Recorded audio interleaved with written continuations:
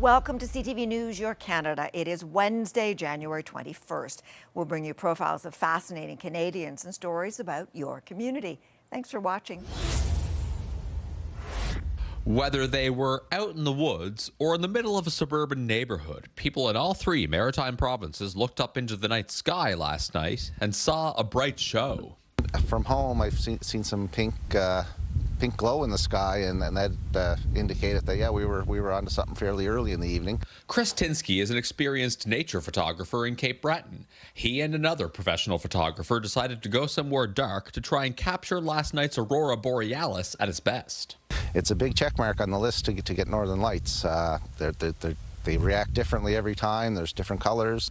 On social media, the photos came in fast and furious from many different corners of the region. Tinsky says while it helps to have some idea what you're doing, you don't need to own an expensive camera to enjoy nature's beauty like this. Nowadays, with cell phone technology, you can kind of point your phone, do a 3 to 10 second exposure on your phone, and that light should show up on your phone and gives you a great idea where to look. Back at my home in Sydney last night, I opened the door and looked up into the black winter night sky and have to admit I didn't spot much of anything. But on social media, people who lived about 10 minutes away were posting some pretty impressive pictures. So this was the strongest geomagnetic storm since Halloween 2003. We asked meteorologist Caleb Mitchell why we have been seeing the northern lights more often in the Maritimes in recent years. We are currently in a period where the sun is more active, and we're seeing more of these coronal mass ejections, which increases our chances. As for people like myself who didn't see them, you want to make sure you get away from any city or town lights, get to someplace dark, get to someplace where you have as open a view of the northern horizon as possible. You got to have patience. You got to be a little lucky as well. With any luck, the night sky might light up like this once again before too long. Ryan McDonald, CTV News, Sydney. Something very big is going to happen, and it's going to happen right here. CFCF TV, Marconi Television in Montreal, is officially open. On January 20th, 1961, CFCF TV hit the airwaves for the very first time. Channel 12 also takes a sharp interest in local news events, and what the people laugh at, cry over, and quarrel about. Over the years, the names and faces have changed, from CFCF to Pulse, and now CTV Montreal. The mission has always been the same. We still deliver the information that people need to know. We try to inform, engage, entertain, and we just hope that it all comes together. Murder on the waterfront. For 65 years, CTV Montreal has been there for the events that have shaped the city and province. From tragedy. As one by one the injured were carried from the École Polytechnique, police continued revising the picture of what had happened. To extreme weather. 100 yards from their home, huge hydro pylons started collapsing like dominoes. Si je vous ai bien compris, vous êtes en train de dire à la prochaine fois. A nation pushed to the brink not once but twice. Stay with us, Quebec, and we're still number one. And a global health pandemic that upended all of our lives. The situation in our hospitals is critical, especially in Montreal. It's just gone on too long. None of this was ever reasonable. Just get your vaccine so we can all go back to normal. From those first black and white images to new technologies bringing you new perspectives in crisp Ultra HD, a lot has changed, both on screen and behind the scenes. I think what's changed is the speed in which we gather and deliver the news. It's just so fast. What used to take hours can just take minutes, and there's just so much more information. That means our team can now spend more time reporting in the community than ever before. As the world around us changes, it's our job to reflect that change back to you. And that also means finding new ways to connect. It comes and goes. I can't stop it. It's the same journalism packaged and presented in new ways, and it doesn't stop. Pour le bien du Québec, J'annonce aujourd'hui que je vais quitter mon poste de Premier ministre du Québec. CTV Montreal's 66th year promises to be another big one, with a new mayor and major changes coming in Quebec City. They're the stories that hit close to home. You know, people sometimes say, what is our connection to the community? What I would say is, it's not that we connect with the community, we're just part of the community. We get angry over the same things, we worry about the same things, we take joy in the same things.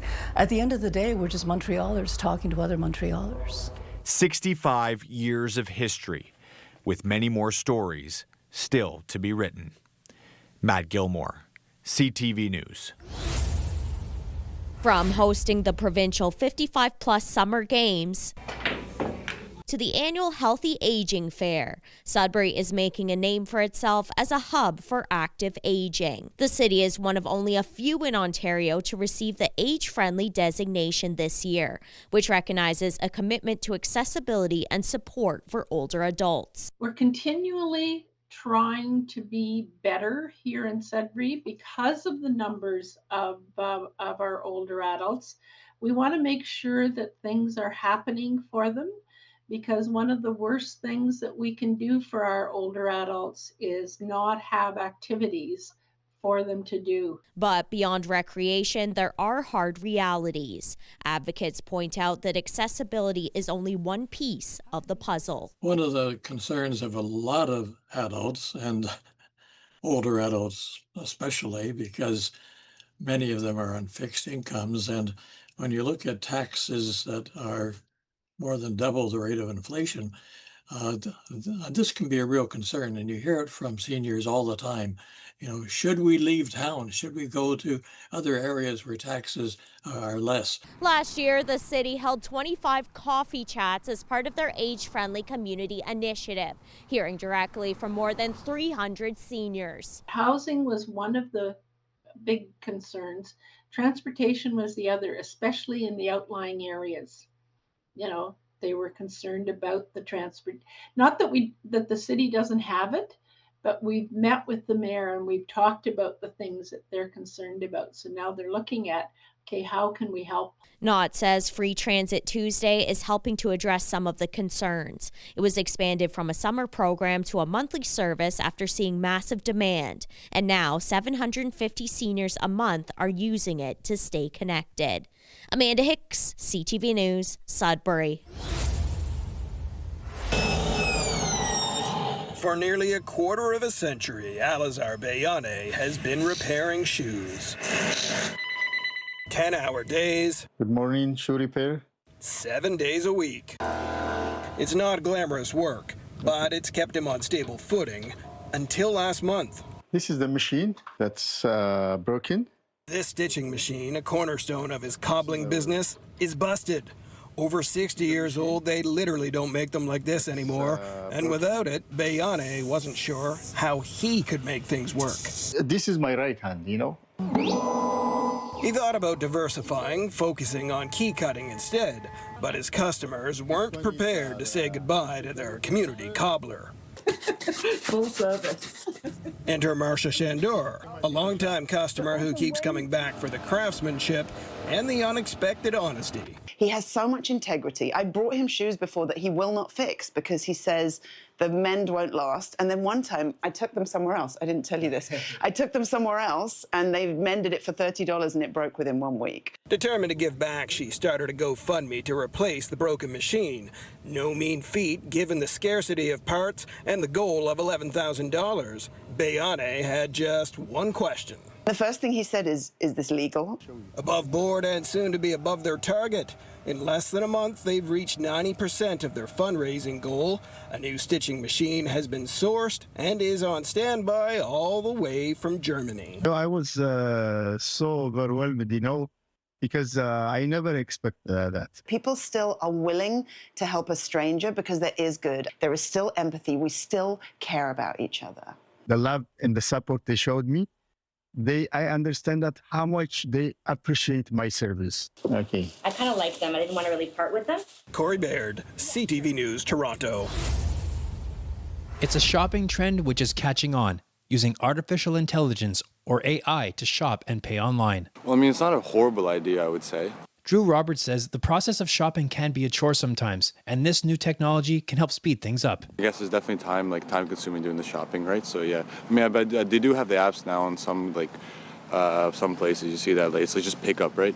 One technology analyst says convenience is a big part of the appeal. You know, we want it to be easier. We don't want to have to open up all these different apps and different websites and, you know, compare all sorts of different things on our smartphone in the middle of a store. Instead, we want to just tell it with a prompt, go find me the best deal on this product. A report by payments company Adyen shows AI shopping is surging, especially with younger consumers. 45% of Gen Z and 44% of millennials in Canada use AI when shopping. I use the ChatGPT to ask them what's the difference between two products, and they will give you all the details about those products. The report found 51% of Canadians are open to artificial intelligence completing a purchase for them, and 30% say they're already using AI when they shop, up from 11% last year. But not everyone is ready to change their habits yet. Would you ever use AI for your online shopping? No. To do all your shopping for you? No, I wouldn't. No, I will not use AI at all. At this point, I'm not sure. Okay. I have a need for it. No. Why not? I just don't like using AI. Retail analyst Bruce Winder says trust on using AI for shopping depends on the source of the data. If you're on Amazon, they have their own built-in AI agent called Rufus, which is 100% accurate because it's all their data. But if you're not on Amazon and you're shopping through some of the other places or even searching through ChatGPT or what have you, there is still questions about the accuracy of the data. As for retailers, the study shows that 78% are open to adapting to the new AI shopping technology. Dave Charbonneau, CTV News. His place is at Bedford Road and Lowther Avenue in downtown Toronto, steps from two public schools. It's where crossing guard Khevin Enriquez proudly navigates safety with charm. Hello, no problem. Cool glasses. Combining duty and charisma, and for that, he's been named one of Canada's favorite. This work is great, and I always love bringing safety and security to kids. Helping kids to and from school, Enriquez explains that he tries to connect with those he's helping, even as duty calls. I like the connection. Sorry, pardon me. He says no matter what kind of day it is or what kind of connection they want, Enriquez is willing to meet them where they are, or as he says. So, like, the connection is always different, but like, I respect either way if people are just need to get from point A to point B, right? Having only been a crossing guard for a year, Enriquez has made such an impression that parents from both Huron Public School and Jesse Ketchum Public School nominated him for Canada's favorite crossing guard. My kids always are excited to see him in the mornings. Even if it's a rainy day, he'll go out of his way to kind of make you smile like a rainbow in the rain. Of the 126 crossing guards nominated, Enriquez is one of only 3 winners from across Canada and the only one in Ontario. But for those kids, he's a leader. He's teaching them how to navigate those crossings safely every single day. Canada's favorite crossing guard has been awarded since 2005 by charity Parachute, highlighting those who keep kids safe with a smile. When kids are happy crossing the streets, it kind of like starts their day off in schools as well. Kind of like it's like a domino effect. So on one of the coldest days of the year, Khevin Enriquez will try to spread a little warmth. I really want to get them like kind of like being noticed and like not feel left out. I'm well, how are you? Helping to keep a community safe and connected. Sean Leathong, CTV News. There's always something new to see at the Cochrane Home Treasure Store, with new inventory hitting the shelves daily. It's for people looking for a deal and others who need to spend as little as possible on items they need for their home. The store started as an identified need in the community for people who were in need of household goods. And over the years, we've quickly grown and grown and grown. So in addition to providing household goods to individuals and families, we expanded years ago into taking the revenue from the store and giving it back to the community. Don Tommy says in the last 5 years, $1 million has been donated. And Tommy says the store set a one-year record in 2025 of raising and donating almost $400,000. Considering that so many of our items are $2, $5, $3, so it's not a lot of huge ticket items. And we just so rely on the Cochrane community to just keep on coming through the back door with donations. 40 volunteers sort donations and stock shelves. Marianne Peterson says it's rewarding to know she's making a difference. I know that what I'm doing is all the money that we make is going back into the community.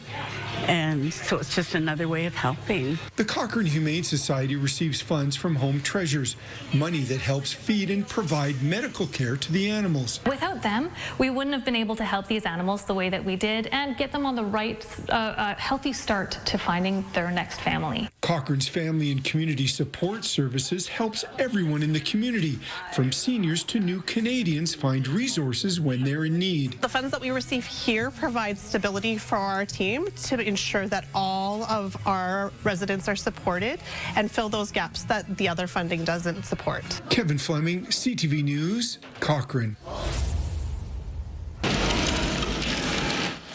Oren Howard is one of 5 players that will make their Paralympic debut at the 2026 Games in Milan Cortina.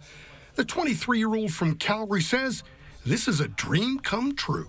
It means everything. I feel like this is the pinnacle of everything I've been dreaming for my entire life. Like, I had a goal since the age I started playing hockey to make it to this level, and it's just really incredible to be able to finally show myself at a world stage like this. Greg Westlake is the veteran on the team. The 39-year-old is going to his 6th and final Paralympic Games. And he says he is going to enjoy every minute of it. So I'm really proud right now, and really just happy to go on this journey with my teammates and, my brothers. And there were so many times throughout the summer and even this year where I didn't know if I could do it. I didn't know if my body could hold up. I didn't know if I'd get through this year, get to this point. And every time I felt that way, one of my brothers there was there to pick me up and give me support and encourage me to keep pushing. Tyler McGregor is Canada's captain, and he says this team has the right mindset to bring home the gold. It just feels different, and there's something special about the collective group of people that we have in this locker room, that we're willing to do whatever it takes for each other. We love and care about each other, and we know that when the time comes, we'll be ready.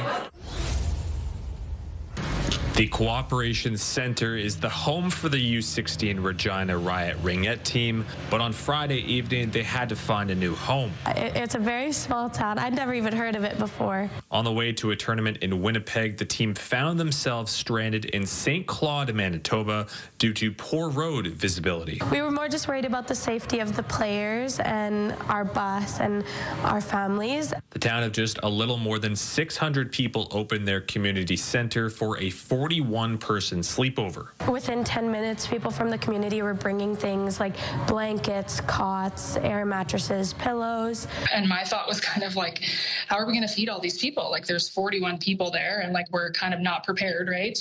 Luckily for the 7 board members of the community center, the hungry Ringette players already had a pre-packed supper. The looks on their face were just like total shock and surprise, and they were just so grateful for everything. At one point we walked in there and they were cheering and clapping for us. This isn't the first time the town has opened up their center for a large group of people in need. The last time was in 2019, where citizens were left without hydro for a week. It almost makes me emotional thinking about it, but I said to my partner when I got home, I said, doing stuff like this really fuels my soul. Like that kind of stuff makes me so happy, being able to help people like that. And as a goodbye, players left thank you notes for a community that became a second home. Damian Smith, CTV News, Regina. A city committee has tossed aside a request from Discover Saskatoon, formerly Tourism Saskatoon, to nearly double its city funding for the year. Discover Saskatoon is the only organization doing this work, and where venues and the city directly benefit from it. No other organization is doing the work that we are doing. Discover Saskatoon was looking for a 95% increase from the city to remain competitive, with high-profile events becoming more costly every year. Councillors instead voted to increase spending by 3% each year until 2029, add more money to a major special events reserve, and add a bonus if certain performance targets are met. It's measured, it makes sense, it's supporting the the visitor economy and making sure that we don't get left out of important opportunities going forward. Another goal of administration is to look at partnering or even amalgamating Discover Saskatoon with SREDA, the Saskatoon Regional Economic Development Authority, to find more efficiencies for tax dollars. If you're looking for efficiencies, and not to completely diminish it, but really you're talking about a cheaper photocopier lease. Pocha says while the two organizations work together, they're not the same. My team and I sell the attractions, the hotels, all of the experiences. They're selling a property tax environment, land acquisition, industry opportunities, but both work hand in hand. With its funding ask taking a major hit, Discover Saskatoon is hoping the city won't lose its ability to host major tourist attractions. If our capacity is reduced, this work does not move somewhere else. City Council will give a final say on the funding arrangement at its council meeting later this month. Keenan Sorakan, CTV News, Saskatoon. Paw? Thank you. Ruth with the paws. Good girl. And Delilah with the treats. Good girl. Or more than just pup and person. She's my best friend. I love her. Ruth is also the sort of friend who, no matter the weather, no matter the mood, Sometimes I'm tired and I just don't really feel like doing it. encourages Delilah to get out and pursue her passion. I feel like within like the first 5 minutes, I'm like, okay, this is my favorite thing. So I like doing it. Because although this begins like any ordinary dog walk, I need to give her a little attention before I can lock in with the singing. it evolves into an extraordinary vocal workout. While Delilah Fabiola is a singer who's working on her own album after recording vocals for her friends, Ruth plays multiple roles. She just inspires me to be the best version of myself. Now she's a canine coach, walking up to 3 hours a day to push her person to keep improving her performance. Every day. Every day? Every single day, yeah. Ruth can also be a cheerleader, wagging her tail when Delilah hits all the right notes. I've played songs that I've made, and I've seen her kind of look at like the speaker and look at me, and it's cute. On the other hand, whenever life feels out of tune, Ruth is a consistent and cuddly confidant. I love her. She's my baby. While other creative collaborators, from Lennon and McCartney to Sonny and Cher, may be better known, you can bet that Delilah Fabiola and Ruth will never stop making meaningful music together. Because she's the greatest love of my life, I think. Adam Sawatsky, CTV News, Vancouver.